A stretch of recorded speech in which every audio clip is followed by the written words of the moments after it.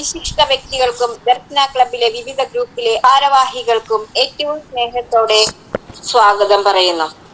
ദൈവാനുഗ്രഹത്തോടെ നമ്മുടെ മനോഹരമായ സ്നേഹസംഗമത്തിന് ആരംഭം കുറിക്കാം. പ്രാർത്ഥനാഗാനം ആലപിക്കുന്നതിനായി ശ്രീ ശശി പുതുരുത്തി ചേട്ടനെ ഏറ്റവും സ്നേഹത്തോടെ ക്ഷണിക്കുന്നു. Welcome to screen. ഇസ്രായേലിൻ നാഥനായി വാഴുമേക ദൈവം, സത്യജീവമണു ദൈവം, മർത്യനായി ഭൂമിയിൽ പിറന്ന സ്നേഹദൈവം, നിത്യജീവനേകിടുന്നു ദൈവം. അപപിതാവേ ദൈവമേ, അവിടുത്തെ രാജ്യം വരേണമേ, അങ്ങേ തിരുഹിതം ഭൂമിയിൽ എന്നെന്നും നിറവേറിടേണമേ.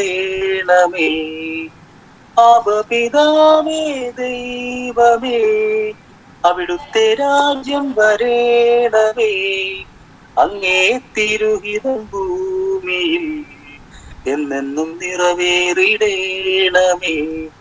ഇസ്രായേലിൻ നാഥനായി വാഴും ഏക ദൈവം, സത്യജീവമാർഗമാണു ദൈവം. ചെങ്കടലിൽ നീ അങ്ങു പാത തെളിച്ചു, മരുവിൽ മക്കൾക്കു മന്ന പൊഴിച്ചു, എരിവെയിലിൽ മേഘത്തണലായി, ഇരുളിൽ സ്നേഹനാളമായി, സീനായ് മാമലമുകളിൽ നീ നീതി പ്രമാണങ്ങൾ പകർന്നേകി. ചെങ്കടലിൽ നീ അങ്ങു പാത തെളിച്ചു, മരുവിൽ മക്കൾക്കു മന്ന പൊഴിച്ചു, എരിവെയിലിൽ മേഘത്തണലായി, ഇരുളിൽ സ്നേഹനാളമായി, സീനായ് മാമലമുകളിൽ നീ നീതി പ്രമാണങ്ങൾ പകർന്നേകി. അപപിതാവേ ദൈവമേ, അവിടുത്തെ രാജ്യം വരേണമേ, അങ്ങേ തിരുഹിതം ഭൂമിയിൽ എന്നെന്നും നിറവേറിടേണമേ. ഇസ്രായേലിൻ നാഥനായി വാഴും ഏക ദൈവം, സത്യജീവമാർഗമാണു ദൈവം. മനുജനായി ഭൂവിൽ അവതരിച്ചു, മഹിയിൽ ജീവൻ ബലി കഴിച്ചു, തിരുനിണവും ദിവ്യപൂജ്യവുമായി, ഈ ഉലകത്തിൻ ജീവനായി, വഴിയും സത്യവുമായവനെ നിൻ തിരുനാമം വാഴ്ത്തുന്നു. മനുജനായി ഭൂവിൽ അവതരിച്ചു, മഹിയിൽ ജീവൻ ബലി കഴിച്ചു, തിരുനിണവും ദിവ്യപൂജ്യവുമായി, ഈ ഉലകത്തിൻ ജീവനായി, വഴിയും സത്യവുമായവനെ നിൻ തിരുനാമം വാഴ്ത്തുന്നു. ഇസ്രായേലിൻ നാഥനായി വാഴും ഏക ദൈവം, സത്യജീവമാർഗമാണു ദൈവം, മർത്യനായി ഭൂമിയിൽ പിറന്ന സ്നേഹദൈവം, നിത്യജീവനേകിടുന്നു ദൈവം. അപപിതാവേ ദൈവമേ, അവിടുത്തെ രാജ്യം വരേണമേ, അങ്ങേ തിരുഹിതം ഭൂമിയിൽ എന്നെന്നും നിറവേറിടേണമേ. അപപിതാവേ ദൈവമേ, അവിടുത്തെ രാജ്യം വരേണമേ, അങ്ങേ തിരുഹിതം ഭൂമിയിൽ എന്നെന്നും നിറവേറിടേണമേ. Thank you. മനോഹരമായ ചേട്ടൻ പ്രാർത്ഥനാ ഗാനം ആലപിച്ചു. Thank you. എല്ലാവർക്കും ഹൃദ്യമായ സ്വാഗതം ചെയ്യുന്നതിനായി കുമാരി സിമിൽ സെബാസ്റ്റിനെ ഏറ്റവും സ്നേഹത്തോടെ ക്ഷണിക്കുന്നു. Welcome to screen.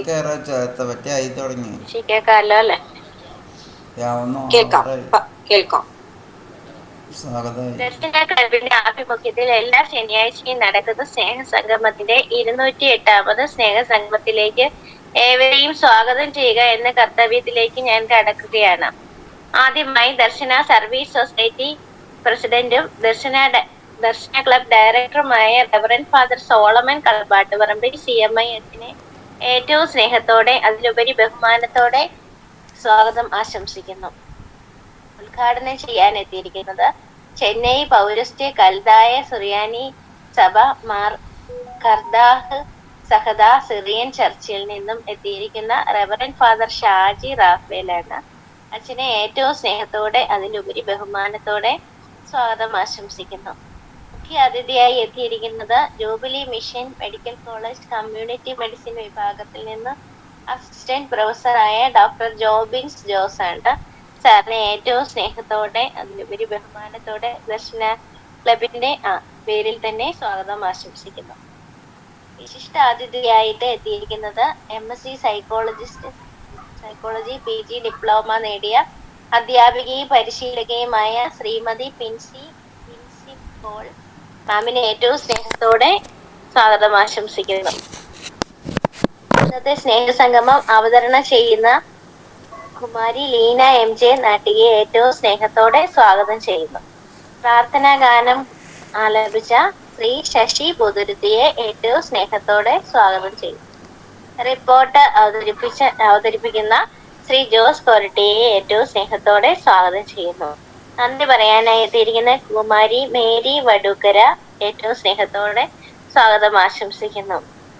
Darshana club PRO Shri Pius കോട്ടപ്പുറത്തിനെയും ഏറ്റവും സ്നേഹത്തോടെ സ്വാഗതം ആശംസിക്കുന്നു. ദർശനയുടെ എല്ലാ ഗ്രൂപ്പ് അംഗങ്ങളെയും എല്ലാ വിശിഷ്ട വ്യക്തികളെയും ഒരിക്കൽ കൂടി സ്വാഗതം ആശംസിച്ചുകൊണ്ട് ഞാൻ എന്റെ വാക്കുകൾ നിർത്തുന്നു. സിമിൽ അതിമനോഹരമായി സ്വാഗതം ചെയ്തു. Thank you. ഗ്രൂപ്പുകളെ പരിചയപ്പെടുത്തുന്നതിനും റിപ്പോർട്ട് അവതരിപ്പിക്കുന്നതിനുമായി ശ്രീ ജോസേട്ടൻ കൊരട്ടി ഏറ്റവും സ്നേഹത്തോടെ ക്ഷണിക്കുന്നു. Welcome to screen. കേൾക്കാലോ? കേൾക്കാം. ഇന്നൊരു ബർത്ത്ഡേ ഉണ്ട്. അന്ന കുട്ടി തലോ. ഈ റിപ്പോർട്ട് വായിക്കാൻ ഇന്ന് അവസരം തന്നത് ദർശന ക്ലബിലെ ഏതാണ്ട് 500 പരം മക്കളുടെ പ്രാർത്ഥന ഒന്നുകൊണ്ട് മാത്രമാണ്. ദൈവത്തോടും മറ്റുള്ള ഓരോരുത്തരോടും ഹൃദയം നിറഞ്ഞ നന്ദി രേഖപ്പെടുത്തുന്നു. 2018 ഡിസംബർ 10 ദർശന ക്ലബ് തൃശ്ശൂരിൽ ആരംഭം കുറിച്ചു. തുടർന്ന് 4 വർഷങ്ങൾക്ക് ശേഷം 2022 ജനുവരി 19 ദർശന ക്ലബ്ബ് ദർശന സർവീസ് സൊസൈറ്റി എന്ന പേരിൽ രജിസ്റ്റർ ചെയ്യപ്പെടുകയുണ്ടായി. ദർശന ക്ലബ് ദർശന സർവീസ് സൊസൈറ്റിയുടെ ഒരു യൂണിറ്റായി പ്രവർത്തിച്ചു വരുന്നു. 2024 ജനുവരി 19 ദർശന ക്ലബ് രജിസ്ട്രേഷൻ ചെയ്യപ്പെടുകയുണ്ടായി. ദർശന സർവീസ് സൊസൈറ്റി ഇന്ത്യ മുഴുവൻ മുഖ്യമായും ഭിന്നശേഷിക്കാരുടെ സർവോന്മുഖ പുരോഗതിക്ക് വേണ്ടിയും മറ്റ് പാർശ്വവൽക്കരിക്കപ്പെട്ടവരും അവഗണിക്കപ്പെട്ടവരുമായ വ്യക്തികളുടെ ക്ഷേമ പ്രവർത്തനങ്ങൾക്ക് വേണ്ടിയും പ്രവർത്തിച്ചു കൊണ്ടിരിക്കുന്നു. ക്രിക്കറ്റിനു വേണ്ടി കാഴ്ച പരിമിതിയുടെ 3 ടീമുകൾ, പൂർണ്ണ കാഴ്ച പരിമിതി 2 ഫുട്ബോൾ ടീം, ഭാഗിക കാഴ്ച പരിമിതി 2 ഫുട്ബോൾ ടീം പ്രവർത്തിച്ചു വരുന്നു. കാഴ്ച പരിമിതി ശിങ്കാരി ടീം, ഓർക്കസ്ട്ര ടീം, അവിടെ തന്നെ ഫ്യൂഷൻ ടീം, നാടൻ പാട്ട് എന്നിവ എടുത്തു പറയത്തക്ക ശ്രദ്ധേയമായ പ്രോഗ്രാമുകളാണ്. കൂടാതെ കാഴ്ച പരിമിതിക്ക് വേണ്ടിയുള്ള ചെസ്സും ഡ്രാമ ടീമും പ്രവർത്തിച്ചു വരുന്നു. ദർശന സ്വിമ്മിംഗ് ടീം കാഴ്ച പരിമിതർക്കും ചലന പരിമിതർക്കും ഉയരമുള്ളവർക്കും സ്ത്രീ പുരുഷ ഭേദമന്യേ നീന്തൽ പരിശീലനം നൽകുകയും ജില്ലാ, സംസ്ഥാന, ദേശീയ തലങ്ങളിലേക്ക് മത്സരങ്ങൾക്കായി പ്രാപ്തരാക്കുകയും ചെയ്യുന്നു. ദർശന വീൽ ചെയർ ബാസ്കറ്റ്ബോൾ ടീം ചലന പരിമിതർക്ക് വേണ്ടി സ്പോർട്സ് വീൽ ചെയർ ഉപയോഗിച്ചുകൊണ്ട് സ്ത്രീ പുരുഷ ഭേദമന്യേ ബാസ്കറ്റ്ബോൾ പരിശീലിപ്പിക്കുകയും സംസ്ഥാന, ദേശീയ തലങ്ങളിലേക്ക് സജ്ജരാക്കുകയും ചെയ്യുന്നു. ഗ്ലോറിയ ഗ്രൂപ്പ് ചലന പരിമിതർക്കും പാട്ടുകൾ പാടുന്നതിനും മാനസിക ഉല്ലാസത്തിനും ബുദ്ധിവളർച്ചയ്ക്കുമുള്ള കാര്യങ്ങൾ ഈ ഗ്രൂപ്പിലൂടെ നടത്തി വരുന്നു. മത്സരത്തിൽ പങ്കെടുക്കുന്ന വിജയികൾക്ക് ക്യാഷ് പ്രൈസ് നൽകി വരുന്നു. തിരുഹൃദയ ഗ്രൂപ്പ് ചലന പരിമിതർക്കും കിടപ്പ് രോഗികൾക്കും പ്രാർത്ഥനയുടെ ആശ്വാസം നൽകുന്ന ഗ്രൂപ്പാണ്. പ്രാർത്ഥനയോടൊപ്പം തന്നെ പരസ്പരം വേദനകൾ പങ്കുവയ്ക്കുവാനും സാമ്പത്തികമായി പിന്നോക്കം നിൽക്കുന്നവരെ സഹായിക്കുകയും ചെയ്യുന്ന ഗ്രൂപ്പാണ്. ദർശന ലിറ്റിൽ ബ്രദറൻ ഗ്രൂപ്പ് ഉയരം കുറഞ്ഞവർക്ക് വേണ്ടിയുള്ള ഗ്രൂപ്പാണ്.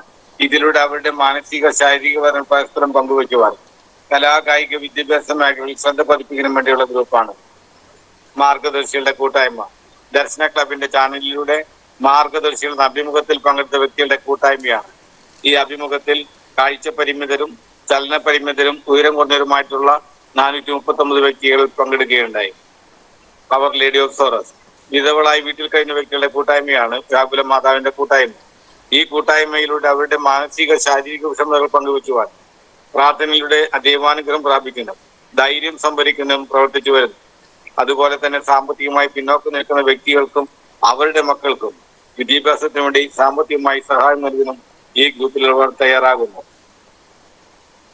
ദർശന യൂട്യൂബ് ചാനൽ 2020 ഏപ്രിൽ മാസത്തിൽ ആരംഭിച്ച ദർശന യൂത്ത് ക്ലബ് യൂട്യൂബ് ചാനൽ ഭിന്നശേഷിക്കാർ അഭിമാനമായി ചാനലായി മാറി കഴിഞ്ഞിരിക്കുന്നു.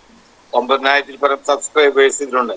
ദർശന ക്ലബിന്റെ യൂട്യൂബ് ചാനലിലൂടെ ഭിന്നശേഷിക്കാരുടെ കലാവാസനകൾ പ്രകടമാക്കുന്നതിന് കനവെന്ന പ്രോഗ്രാം, ആത്മീയമായി ഉന്നമനത്തിനുള്ള ക്ലാസുകൾ, സമകാലിക വാർത്തകൾ, സ്നേഹസംഗമം തുടങ്ങിയ നിരവധിയായ പ്രവർത്തനങ്ങൾ യൂട്യൂബ് ചാനലിലൂടെ നടത്തി വരുന്നു. വർഷത്തിലൊരിക്കൽ ഇരിങ്ങാലക്കുട ക്രൈസ്റ്റ് കോളേജിൽ വെച്ച് അത്ലറ്റ് മീറ്റും എല്ലാ വിഭാഗത്തിൽപ്പെട്ടവർക്ക് വടംവലി മത്സരവും പഞ്ചഗുസ്തി മത്സരവും നടത്തി വരുന്നു. ഭിന്നശേഷിക്കാർക്ക് വേണ്ടി വിനോദയാത്രകളും ഉപജീവനാർത്ഥം സ്വയം തൊഴിലിന് വേണ്ടി പരിശീലനങ്ങളും അവസരങ്ങളും സജ്ജമാക്കുന്നു.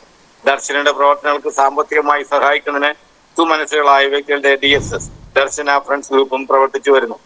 ദർശനയുടെ പ്രവർത്തനങ്ങൾക്ക് ന്യൂനതവും ക്രിയാത്മകവുമായ ചിന്തകൾ പങ്കുവയ്ക്കുവാനും ഊർജ്ജസ്വലമായി പ്രവർത്തിക്കുന്നതിനും വേണ്ടി ഒരു ഉപദേശ സമിതിയും പ്രവർത്തിച്ചു വരുന്നു. സ്നേഹസംഗമം എല്ലാ ശനിയാഴ്ചകളിലും ഉച്ചയ്ക്ക് 1:30 ദർശന ക്ലബ് ഓൺലൈനിൽ സ്നേഹസംഗമം കൂട്ടായ്മ നടത്തി വരുന്നു. ഈ സ്നേഹസംഗമത്തിൽ മത നേതാക്കന്മാരുടെ ഉദ്ഘാടനം ചെയ്യപ്പെടുന്ന മോട്ടിവേഷൻ ക്ലാസുകളും സർക്കാരിന്റെ വിവിധ ഡിപ്പാർട്ട്മെന്റിൽ വരുന്ന വ്യക്തികളുടെ മുഖ്യ പ്രഭാഷണങ്ങളും ഡിപ്പാർട്ട്മെന്റുകളെ പറ്റി പരിചയപ്പെടുത്തലും സമൂഹത്തിന്റെ മുന്നേറുള്ള വ്യക്തികളുടെ പ്രസംഗങ്ങളും ഈ പ്രോഗ്രാമിൽ നടത്തി വരുന്നു. പ്രിയപ്പെട്ടവരെ, 7/6/2025 ശനിയാഴ്ച ഉച്ചയ്ക്ക് 1:30 ദർശന ക്ലബ് ഡയറക്ടർ ബഹുമാനപ്പെട്ട റവറൻ ഫാദർ സോളമൻ കടമ്പാട്ടുപറമ്പിൽ CMയുടെ അധ്യക്ഷതയിൽ ചേർന്ന 207ാമത് സ്നേഹസംഗമത്തിന്റെ റിപ്പോർട്ട്. ഇന്നത്തെ സ്നേഹസംഗമം നടത്തിയത് ദർശന അവർ ലേഡി ഓഫ് സോറസ് ഗ്രൂപ്പാണ്. അവതരണം ശ്രീമതി ജെസ്സി ലോറൻസ്. പ്രാർത്ഥന ശ്രീമതി ലിസി വർഗീസ്. സ്വാഗതം ശ്രീമതി ലിസി ആന്റണി. ഗ്രൂപ്പ് പരിചയപ്പെടുത്തി റിപ്പോർട്ട് അവതരിപ്പിച്ചത് കുമാരി ലീന MJ നാട്ടിക. റിപ്പോർട്ട് യോഗം പാസാക്കി. തുടർന്ന് അധ്യക്ഷന്റെ വാക്കുകൾ. എല്ലാ വിശിഷ്ട വ്യക്തികൾക്കും നമസ്കാരം. നമ്മളെ പോസിറ്റീവായി കാണാൻ ശ്രമിക്കുക, പ്രവർത്തിക്കുക. പങ്ക് പ്രൊജക്ട് നടക്കാൻ പോകുന്നു. എല്ലാവരും പ്രത്യേകം പ്രാർത്ഥിക്കുക. എല്ലാവർക്കും നന്മകൾ നേർന്നുകൊണ്ട് നിർത്തുന്നു. ഉദ്ഘാടനം ചെയ്തത് ചേറൂർ മാർ ഗീവർഗീസ് സഹദ പള്ളി അസിസ്റ്റന്റ് വികാരി റവറൻ ഫാദർ VV ജോസഫ് അച്ഛനായിരുന്നു. ബഹുമാനപ്പെട്ട സോളമനച്ച, പിയൂസ്, മറ്റുള്ളവരെ റിപ്പോർട്ട് വായിച്ചു കേട്ടപ്പോൾ വളരെ സന്തോഷം തോന്നി. നമ്മുടെ കഴിവുകളെ വളർത്തിയെടുക്കുക. ദർശനയുടെ പ്രവർത്തനങ്ങൾ വളരെ മഹനീയമാണ്. ദർശനയോടൊപ്പം എന്റെ പ്രവർത്തകരും പ്രവർത്തിക്കുന്നതാണ്. ഇതിൽ പ്രവർത്തിക്കുന്ന എല്ലാവരെയും ദൈവം അനുഗ്രഹിക്കട്ടെ എന്ന് പ്രാർത്ഥിച്ചുകൊണ്ട് യോഗം ഉദ്ഘാടനം ചെയ്യുന്നു. മുഖ്യാതിഥിയായി വന്നത് ഏങ്ങണ്ടിയൂർ ആയുർഭവനിലെ ആയുർവേദ ഡോക്ടർ ഡെറീന മാഡമായിരുന്നു. മഴക്കാല രോഗങ്ങൾ ചിട്ടയായ ജീവിതം നയിക്കുക. സൂര്യോദയത്തിന് മുൻപ് എഴുന്നേൽക്കുക. രാത്രി 10 മണിക്ക് മുമ്പ് കിടക്കുക. പൽപ്പൊടി കൊണ്ട് പല്ല് ബ്രഷ് ചെയ്യുക. രാത്രിയിലും പല്ല് ബ്രഷ് ചെയ്യുക. രാത്രി 1 ഗ്ലാസ് വെള്ളം കുടിക്കുക. നെല്ലിക്ക കഴിക്കുക. കറുത്ത എള്ള് കഴിക്കുക. കാലത്ത് 8:30 ഉച്ചയ്ക്ക് 12 മണിക്ക് രാത്രി 7:30 മുൻപ് ഭക്ഷണം കഴിക്കുക. മഴക്കാല രോഗങ്ങളെ പറ്റിയും ബുദ്ധിവിധിയും പറഞ്ഞു തന്നു. സംശയങ്ങൾക്ക് മറുപടി തന്നു. എന്നെ വിളിച്ചതിന് നന്ദി പറഞ്ഞുകൊണ്ട് നിർത്തുന്നു. വിശിഷ്ടാതിഥിയായി വന്നത് ആശാ വർക്കർ, സാമൂഹ്യ പ്രവർത്തക പറവട്ടാനി 14ാം ഡിവിഷൻ മെമ്പർ ശ്രീമതി വത്സ ടോമി അവർകളായിരുന്നു. എല്ലാവർക്കും നമസ്കാരം. ദർശന സൊസൈറ്റിക്കും അഭിനന്ദനങ്ങൾ. റിപ്പോർട്ട് കേട്ടപ്പോൾ അത്ഭുതം തോന്നി. പലതരത്തിലുള്ള പെൻഷനുകളും എന്തൊക്കെയാണെന്നും എങ്ങനെയാണെന്നും എങ്ങനെ വാങ്ങിച്ചെടുക്കാമെന്നും വളരെ വ്യക്തമായി പറഞ്ഞു തന്നു. പലർക്കും സംശയങ്ങളുണ്ടായിരുന്നു. മറുപടി വ്യക്തമായിരുന്നു. എന്നെ വിളിച്ച് നന്ദി പറഞ്ഞുകൊണ്ട് നിർത്തുന്നു. യോഗാവസാനം നന്ദി പറഞ്ഞത് ശ്രീമതി ഓവന റാഫേൽ. ഈ റിപ്പോർട്ട് അംഗീകാരത്തിനായി യോഗസമക്ഷം സമർപ്പിക്കുന്നു. റിപ്പോർട്ട് പാസ്സാക്കല്ലേ? ഓക്കെ. വളരെ ഭംഗിയായി തന്നെ ജോസേട്ടൻ നമ്മളുടെ റിപ്പോർട്ട് അവതരിപ്പിച്ചു. ഗ്രൂപ്പുകളെ വളരെ മനോഹരമായി പരിചയപ്പെടുത്തി. Thank you. അധ്യക്ഷപദം അലങ്കരിക്കുന്നതിനായി ദർശന സർവീസ് സൊസൈറ്റി പ്രസിഡന്റും ദർശന ക്ലബ് ഡയറക്ടറുമായ ദർശന ക്ലബിന്റെ എല്ലാമായ reverend father Solomon Kadambattuparambu CMI അച്ഛനെ ഏറ്റവും സ്നേഹത്തോടെ ബഹുമാനത്തോടെ ആദരവോടെ ക്ഷണിക്കുന്നു. Welcome to screen. എല്ലാവർക്കും നമസ്കാരം. വിശിഷ്ട വ്യക്തികളെ, എന്റെ പ്രിയ സുഹൃത്തുക്കളെ, എല്ലാവർക്കും ഒരിക്കൽ കൂടി സ്വാഗതവും നന്ദി രേഖപ്പെടുത്തുന്നു. ഈ അടുത്ത ദിവസം PC തോമസ് സാറ് നമ്മുടെ പങ്ക് പ്രോജക്റ്റ് സന്ദർശിക്കാനായിട്ട് വരികയുണ്ടായി. അന്നൊരു ചെറിയ സന്ദേശം അദ്ദേഹം 2-3 സെന്റൻസുകളിലായിട്ട് പറഞ്ഞു വെക്കുകയുണ്ടായി. അത് എത്രമാത്രമാണ്, ഒരുവന്റെ കൈയുടെ മസില് വർദ്ധിപ്പിക്കണമെങ്കിൽ അവൻ എക്സസൈസ് ചെയ്യും. ആ കൈ കൊണ്ട് ഫിറ്റായിട്ടുള്ള ഒരു ആക്ഷൻ ചെയ്തുകൊണ്ടാണ് അതിന്റെ കൈയുടെ മസിൽ വർദ്ധിപ്പിക്കുന്നത്.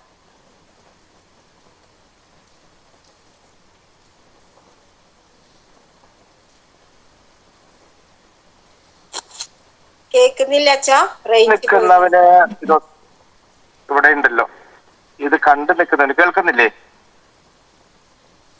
ഇപ്പൊ കേൾക്കുന്നുണ്ട്. ഇത് കണ്ടു നിൽക്കുന്നവന് മസിലൊന്നും വർദ്ധിക്കില്ല. അഭ്യാസം നടത്തുന്നതിലൂടെ മാത്രമേ, അല്ലെങ്കിൽ എക്സസൈസ് ചെയ്യുന്നതിലൂടെ മാത്രമേ ഇത് മസിൽ വർദ്ധിക്കുകയുള്ളൂ. കണ്ടു നിൽക്കുന്നവൻ ചോദിക്കും, എന്തുകൊണ്ട് ഞാൻ ഇത്ര നേരം കണ്ടിട്ട് എനിക്ക് എന്തേ മസിൽ വർദ്ധിക്കാത്തത് എന്ന് ചോദിക്കാൻ സാധ്യതയുണ്ട്. അപ്പൊ ഞാൻ ഇത്രയും പറയുന്നുള്ളൂ. എന്നിട്ട് അദ്ദേഹം പറഞ്ഞു വെച്ചു, സ്ഥിരാഭ്യാസി എന്തു നേടാനായിട്ട് സാധിക്കും. നമ്മൾ പലപ്പോഴും കുറെ കാര്യങ്ങൾ നമ്മൾ ചെയ്യുന്ന വ്യക്തികളാണ്, അല്ലെങ്കിൽ കുറെയൊക്കെ മറ്റുള്ളവരെ കണ്ടുകൊണ്ട് അസൂയപ്പെട്ട് നമ്മള് മുഖത്തോ അല്ലെങ്കിൽ അടിക്ക് കൈയൊക്കെ വെച്ച് നമ്മൾ നിൽക്കുന്ന വ്യക്തികളാണ്. അവൻ വളർന്നു പോയല്ലോ, ഞാൻ മാത്രം എന്ത് ഇങ്ങനെയായി പോയി എന്ന് ചിന്തിക്കുന്ന വ്യക്തികളാണ്.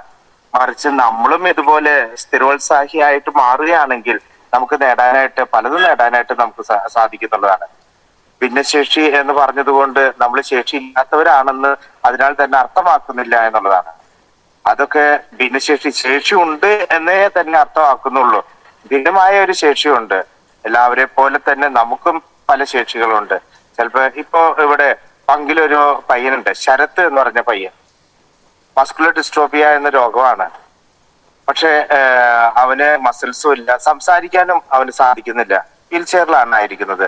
അവന് ഇലക്ട്രിക് വീൽ ചെയർ കൊടുത്തിരിക്കുകയാണ്. ആ ഇലക്ട്രിക് വീൽ ചെയർ കൊണ്ട് അവന് സാധിക്കുന്ന എല്ലാ അഭ്യാസം അവൻ അതിൽ ചെയ്യാനായിട്ട് പരിശ്രമിക്കുകയാണ്. 18 വയസ്സേ ആയിട്ടുള്ളൂ എന്നുള്ളത്. പലരും കണ്ടിട്ട് അവനെ വളരെ അത്ഭുതത്തോടുകൂടെ അവനെ നോക്കി കാണാറുണ്ട്. അവനൊരു സ്ലേറ്റ് പിടിച്ചിട്ടുണ്ട്. ആ സ്ലേറ്റിൽ അവൻ എഴുതി കാണിച്ചു കൊടുക്കും. ഇല്ലാത്ത ഒരു കഴിവാണ്, അല്ലെങ്കിൽ അവന് കഴിവുകളൊന്നും ഇല്ല എന്ന് നമ്മൾ നിരൂപിച്ചിരിക്കുന്ന സമയത്താണ് അവന് ഓരോ കഴിവുകളും. അവൻ അല്ലെങ്കിൽ കമ്പ്യൂട്ടർ നോക്കിക്കൊണ്ട് അവന് ഒരു ബയോഡാറ്റ ഉണ്ടാക്കാനായിട്ട് വളരെ അനാശാസം, അല്ലെങ്കിൽ വളരെ വളരെ എന്താ പറയാ ഫാസ്റ്റായിട്ട് അവൻ ചെയ്യാനായിട്ട് അത് സാധിക്കുന്നു എന്നുള്ളതാണ്. മറ്റുള്ളവരോട് കണ്ണും കാലും കൈയും ഒക്കെ ഉള്ള വ്യക്തിയോട് എന്ന് പറഞ്ഞു കഴിഞ്ഞാല് അതൊരിക്കലും സാധിക്കാത്ത ഒരു അവസ്ഥയിലാണ്. ഒരു ബയോഡാറ്റ ഉണ്ടാക്കാനായിട്ട് ഞാൻ ചോദിക്കാണ്, ഈ ഗ്രൂപ്പിൽ എത്ര പേർക്ക് ബയോഡാറ്റ ഉണ്ടാക്കാനായിട്ട് സാധിക്കുന്നു, റെസ്യൂം ഉണ്ടാക്കാൻ സാധിക്കുന്നു ചോദിച്ചു കഴിഞ്ഞാൽ, അയ്യോ ഞാൻ കമ്പ്യൂട്ടർ അറിയില്ല, എനിക്ക് ആകപ്പാടെ ഉള്ളത് ഒരു മൊബൈലാണ്, ആ മൊബൈൽ തന്നെ കഷ്ടപ്പെട്ട് ഓണാക്കുകയും അടയ്ക്കുകയും ചെയ്യുന്നതാണ്. അതിന്റെ കൂട്ടത്തിൽ ഇനിയിപ്പോ ഇതൊക്കെ പറഞ്ഞ് ഞാൻ എങ്ങനെ ചെയ്യാന്ന് ചോദിക്കുന്ന വ്യക്തികളാണ്. അവ അറിയുന്ന വ്യക്തികൾ, അല്ലെങ്കിൽ പഠിച്ചിട്ടുള്ള വ്യക്തികൾ, അല്ലെങ്കിൽ 10ാം ക്ലാസ് 20ാം ക്ലാസ് ഒക്കെ പഠിച്ചിട്ടുള്ള വ്യക്തികൾ പോലും ഇതുപോലെ ചെയ്യാനായിട്ട് സാധിക്കാതെ പോകുന്നു എന്നുള്ളതാണ്.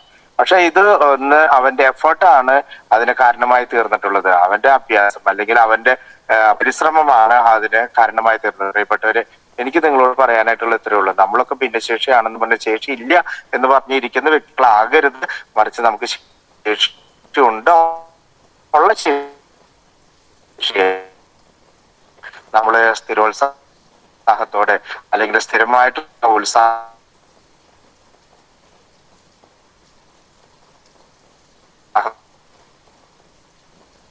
അല്ലെങ്കിൽ പരിശ്രമത്തോടെ നമ്മൾ മുന്നോട്ട് പോവുകയാണെങ്കിൽ പലതും നേടാനായിട്ട് നമുക്ക് സാധിക്കും.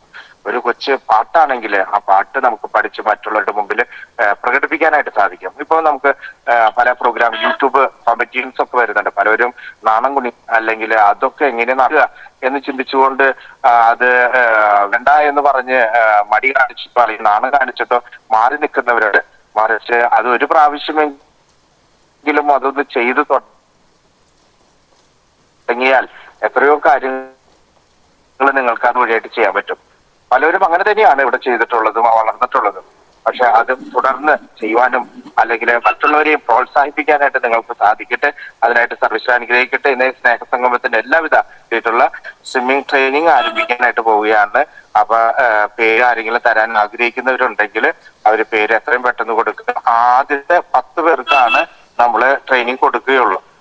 ട്രെയിനിങ് പഠിച്ചവർക്കല്ല, പഠിക്കാത്തവർക്കാണ് ഉദ്ദേശിക്കുന്നത്. നമ്മൾ അടുത്ത മാസം 25-ാം തീയതിയോട് കൂടിയിട്ടാണെന്നാണ് ഞാൻ മനസ്സിലാക്കുന്നത്. അതിൽ തീരുമാനം ഉണ്ടായിരുന്നു. നിങ്ങൾക്കറിയാം, ഡിസ്ട്രിക്ട് ലെവലിലുള്ള കോമ്പറ്റീഷൻ നടക്കുന്നതായിരിക്കും. അപ്പൊ അതിനു മുമ്പ് ഒരു 10 ദിവസം ദർശനയിലുള്ള വ്യക്തികൾക്ക് വന്ന് ട്രെയിനിങ് എടുക്കാനായിട്ട് സാധിക്കുന്നു. 25 ദിവസമാണ് ബിഗിനേഴ്സിന് ട്രെയിനിങ് കൊടുക്കുന്നത്. അതിനുശേഷം 10 ദിവസം എല്ലാവരും ഒരുമിച്ച്, അതായത് ബിഗിനേഴ്സും പ്ലസ് പഠിച്ച വ്യക്തികൾക്കും കൂടിയിട്ട് ഒരു ട്രെയിനിങ് കൊടുക്കുന്നു 10 ദിവസത്തേക്ക്. അത് കഴിഞ്ഞാൽ ഡിസ്ട്രിക്ട് ലെവൽ കോമ്പറ്റീഷൻ ആണ്. അടുത്ത മാസം ഓഗസ്റ്റ് മാസമാണ് കഴിഞ്ഞിട്ട് വരുന്ന, ജൂലൈ കഴിഞ്ഞിട്ട് വരുന്ന മാസത്തിലാണ് സ്റ്റേറ്റ് ലെവൽ കോമ്പറ്റീഷൻ വരുന്നത് എന്ന് അറിയാനായിട്ട് ഇടയായിട്ടുണ്ട്. ഒക്ടോബർ മാസത്തിലാണ് നാഷണൽ കോമ്പറ്റീഷൻ, സ്വിമ്മിങ്ങിന്റെ കോമ്പറ്റീഷൻ വരുന്നത്. അപ്പൊ എല്ലാവരും തന്നെ ഒരുങ്ങുക. പിന്നെ നമ്മുടെ ബ്ലൈൻഡ് ഫുട്ബോളിൽ നിന്ന് ഏകദേശം 6 കുട്ടികൾ ലീഗ് കോമ്പറ്റീഷന് വേണ്ടിയിട്ട് അഹമ്മദാബാദിലേക്ക്, ഗുജറാത്തിലേക്ക് ഇന്ന് വണ്ടി കയറുന്നതാണ്. അപ്പൊ അഖിലാല്, തുഫയില്, അഭിഷേക് എന്നിവർ ആൺകുട്ടികളും, ഹീര മറ്റു 2 കുട്ടികളുടെ പേരുകൾ ഞാൻ മറന്നു. ഇവര് ആൺകുട്ടികൾ 3 പേരും പെൺകുട്ടികൾ 3 പേരാണ്. ഇവര് 6 പേര് ഇവിടുന്ന് കേരളത്തിൽ നിന്ന് സെലക്ടഡ് ആയിട്ട് പോകുന്നുണ്ട്. അവർ ലീഗ് മാച്ചിന് വേണ്ടിയിട്ട് പോകുന്നവരാണ്. അപ്പൊ നമുക്ക് അവർക്ക് വേണ്ടി പ്രാർത്ഥിക്കാം. അവർ വിജയിച്ച് തിരിച്ചു വരട്ടെ എന്ന് നമുക്ക് പ്രാർത്ഥിക്കാം. ലീഗ് മാച്ച് നമ്മുടെ മാത്രമല്ല, കേരളത്തിന്റെ മക്കളും മാത്രമല്ല, മിക്സഡ് ആയിട്ടുള്ള വ്യക്തികളാണ്. പല സ്ഥലത്തുനിന്നും മിക്സ് ചെയ്യിപ്പിച്ചിട്ട് ലീഗ് മാച്ച് കളിപ്പിക്കുന്നതാണ്. അപ്പൊ കേരളത്തിന് കിട്ടിയോ എന്ന് ചോദിക്കാനായിട്ട് നമുക്ക് പറ്റില്ല. അതൊരു ലീഗ് മാച്ച് ആയതുകൊണ്ട് അറിയാൻ പറ്റിയിരിക്കുന്നതുകൊണ്ട് നിങ്ങൾക്ക് എല്ലാവർക്കും അറിയാം. അപ്പൊ അത് അങ്ങനെയാണ് നമ്മൾ ചെയ്യുന്നത്. അപ്പോ അതിനും ദൈവം അനുഗ്രഹിക്കട്ടെ, നമുക്ക് പ്രാർത്ഥിക്കാം. തുടർന്ന് മറ്റുള്ള ചെസ് ടൂർണമെന്റ് നടത്താനായിട്ടുള്ള ഒരു ആഗ്രഹം നമ്മൾ ഈ ദിവസങ്ങളിൽ പറയുന്നുണ്ട്. അത് ഡേറ്റ് ഒക്കെ പിന്നീട് പ്രഖ്യാപിക്കുന്നതായിരിക്കും. Blind chess tournament. ഓക്കെ, അപ്പൊ എല്ലാവർക്കും ഒരിക്കൽ കൂടി നന്ദി. താങ്ക് യു അച്ഛ. ദർശനയുടെ എല്ലാ പ്രവർത്തനങ്ങളും ഉയർന്ന നിലയിലെത്തട്ടെ എന്ന് എല്ലാവരും പ്രാർത്ഥിക്കുന്നു. Thank you. ഉദ്ഘാടന കർമ്മം നിർവഹിക്കാൻ ഏറെ സ്നേഹത്തോടെ എത്തിച്ചേർന്നിരിക്കുന്നത് കർദാക് സഹദ ചർച്ച്, കൽഡിയൻ സിറിയൻ ചർച്ച് ചെന്നൈ, പൗരസ്ത്യ കൽദായ സുറിയാനി സഭ റവറൻഡ് ഫാദർ ഷാജി റാഫേൽ അച്ഛനെ ഏറ്റവും ആദരവോടെ സ്നേഹത്തോടെ ക്ഷണിക്കുന്നു. Welcome to free. ഓക്കെ, സ്നേഹമുള്ള കുട്ടികളെ, അമ്മമാരെ, ദർശന ക്ലബിന്റെ ഡയറക്ടർ അച്ഛൻ സോളമച്ച, മറ്റു വിശിഷ്ട വ്യക്തികളെ, ദർശന സംഗമത്തിന്റെ ഈ 208ാമത് സംഗമത്തിലേക്ക് നിങ്ങളോടൊപ്പമായി തീരുന്നതിനെ സഹായിച്ചതായ ദൈവത്തിനോട് ആദ്യമേ നന്ദി പറയട്ടെ. ഇതിന്റെ റിപ്പോർട്ട് വായനയിലും മറ്റു കാര്യങ്ങളിലൊക്കെ കേട്ടതുപോലെ വളരെ വിജയകരമായി നന്മ നിറഞ്ഞ ഹൃദയത്തോടെ പ്രവർത്തിക്കുന്ന എല്ലാ പ്രവർത്തകരെയും ഈ അവസരത്തില് അനുമോദിക്കുകയാണ്. ഇത് ഒരു ചെറിയ കാര്യമായിട്ട് കാണുന്നില്ല. സമൂഹത്തിന് മുൻപിൽ വലിയ നന്മയുള്ള ഹൃദയങ്ങൾ ഉള്ളവർക്ക് മാത്രമേ ചെയ്യുവാനായിട്ട് കഴിയുള്ളൂ. പുരോഹിതന്മാർക്ക് പോലും ചെയ്യാൻ കഴിയാത്തിടത്ത് പ്രവർത്തിക്കുന്ന ഈ പ്രവർത്തന മേഖല അത് ഏറ്റവും വിശിഷ്ടമേറിയതാണ്. ഈശ്വരന് മുൻപിലെ അത് ചൈതന്യമുള്ളതാണ് എന്ന് ഞാൻ വിശ്വസിക്കുകയാണ്. ഞാനൊരു സംഭവത്തിലൂടെയാണ് പറയാനായിട്ട് ആഗ്രഹിക്കുന്നത്. ഞാനൊരു ഇടവക പള്ളിയിൽ ഇരിക്കുന്നതായ അവസരത്തിൽ ഞാൻ എൻ്റെ സ്കൂട്ടർ ഞാൻ പാർക്ക് ചെയ്യാനായിട്ട് കൊണ്ടു ചെല്ലുന്നിടത്ത് ഒരു കാറ് പാർക്ക് ചെയ്തിട്ടിരിക്കുകയാണ്. ഓഫീസിലേക്ക് കയറുന്നതിന് തൊട്ട് മുൻപിൽ ഞാൻ പുറകിൽ കാറ് വെച്ച് അവൻ്റെ വണ്ടി വെച്ച് ഞാൻ ഓഫീസിലേക്ക് കയറി. ഓഫീസിലെ ആ ക്ലർക്കിനോട് കുറച്ച് ദേഷ്യപ്പെട്ട് പറഞ്ഞു, എന്താണ് ഇങ്ങനെ വണ്ടി കൊണ്ടിട്ടിരിക്കുന്നത്, ആരാണ് കൊണ്ടിട്ടിരിക്കുന്നത് എന്നിങ്ങനെ ഞാൻ ചോദിച്ച് അവരോട് അത് മാറ്റിടാനായിട്ട് പറഞ്ഞു. അങ്ങനെ ഇരിക്കുമ്പോൾ എൻ്റെ പുറകിൽ കൂടിയാണ്, ജനലയുടെ പുറകിൽ കൂടി ഒരു സ്ത്രീ കടന്നു വരുന്നുണ്ടായിരുന്നു. അപ്പോ ക്ലർക്ക് പറഞ്ഞു അവരാണ് ആ കാറിന്റെ ഉടമ. ഞാൻ വളരെ ഒരു ദേഷ്യത്തോടു കൂടി അവരുടെ അടുക്കിലേക്ക് ചെല്ലുമ്പോൾ അവർ എൻ്റെ മുന്നിലേക്ക് വരുന്നത് വളരെ കണ്ണ് കലങ്ങിക്കൊണ്ടാണ് വരുന്നത്. ഞാൻ അവരോട് സംസാരിച്ചു. അപ്പോഴാണ് അറിയുന്നത് അവരുടെ മകൻ, 9ാം ക്ലാസ്സിൽ പഠിക്കുന്ന മകൻ, ഓട്ടിസം ബാധിച്ച കുട്ടിയാണ്. അവൻ സ്കൂളിലേക്ക് പോകുന്നു. സ്കൂളിലേക്ക് പോകുമ്പോൾ അവന്റെ ഒരു പ്രത്യേകത, അവനെ കാറിലാണ് കൊണ്ടുവന്ന് ആക്കുക. പക്ഷെ ആ കാറ് തുറന്ന് പുറത്തേക്ക് ഇറങ്ങിയാൽ അവൻ ക്ലാസ് വരേക്ക് ഓട്ടാം. ആ ഓട്ടത്തിനിടയില് ആരൊക്കെ തട്ടി വീണാലും ഇവൻ വീഴാതെ മറ്റുള്ളവർ വീഴും, അല്ലെങ്കിൽ മറ്റുള്ളവർ നോക്കാതെ അവൻ ഓടി ക്ലാസ്സിലേക്ക് പോകും. അങ്ങനെ ടീച്ചർമാർ കുറച്ച് പ്രയാസം പറയാറുണ്ട്, വേദനിക്കാറുണ്ട് എന്നുള്ള വിശേഷങ്ങൾ തുടങ്ങി. കുറച്ച് വിശേഷങ്ങൾ ആ അമ്മ പറഞ്ഞു. എന്റെ ദേഷ്യം തണുത്തു. ആ അമ്മയുടെ വേദനയോടെ, അല്ലെങ്കിൽ ആ മകനോടുള്ള അമ്മയുടെ ആ മനസ്സലിവില് എനിക്കൊന്നും പറയാൻ സാധിക്കാതെ, പക്ഷെ അത് ആ കുടുംബമായിട്ട് എന്നെ കൂടുതൽ അടുപ്പിക്കുവാനായിട്ട് മനസ്സിലാക്കുവാനായിട്ടൊക്കെ സഹായിച്ചു എന്നുള്ളതാണ്. ആ അമ്മയുടെ പ്രവർത്തനം, ആ മകന് വേണ്ടി അനുഭവിക്കുന്ന കഷ്ടപ്പാടുകള്, സഹനങ്ങള് ഒരു ഒരു ഒരു ഒരു മണിക്കൂർ അല്ലാതെ അധികം സമയം പറഞ്ഞാലും പറയാനുണ്ട്. പക്ഷെ അത് ചുരുക്കി പറയട്ടെ. ഏതായിരുന്നാലും ഞാൻ ആ വീട്ടിലേക്ക് ഒരിക്കൽ ചെന്നു, കുറേയുടെ വിശേഷങ്ങൾ അറിഞ്ഞു. ആ മകൻ ഇന്ന് ഡിഗ്രിക്ക് പഠിക്കുന്നു, അവൻ പിയാനോ വായിക്കുന്നുണ്ട്, അവൻ പാട്ട് പാടുന്നുണ്ട്. ഒരു നല്ല അറിവുള്ളതായ, കഴിവുള്ളതായ വ്യക്തിയെ പോലെയാണ് എനിക്ക് ആ മകനെ കാണാൻ സാധിക്കുന്നത്. ഇവിടെ നേരത്തെ പറഞ്ഞു ഭിന്നശേഷിക്കാരായ കുട്ടികൾ എന്ന്. എനിക്ക് തോന്നുന്നു നമ്മളൊക്കെയാണ് ഭിന്നശേഷിക്കാര്. കാരണം നമുക്ക് കുറെ ശേഷി ഉണ്ടായിട്ട് നമ്മൾ യഥാർത്ഥത്തില് ആ ശേഷിയെ ഉപയോഗിക്കാതെ പോകുന്ന ആളുകളാണ്.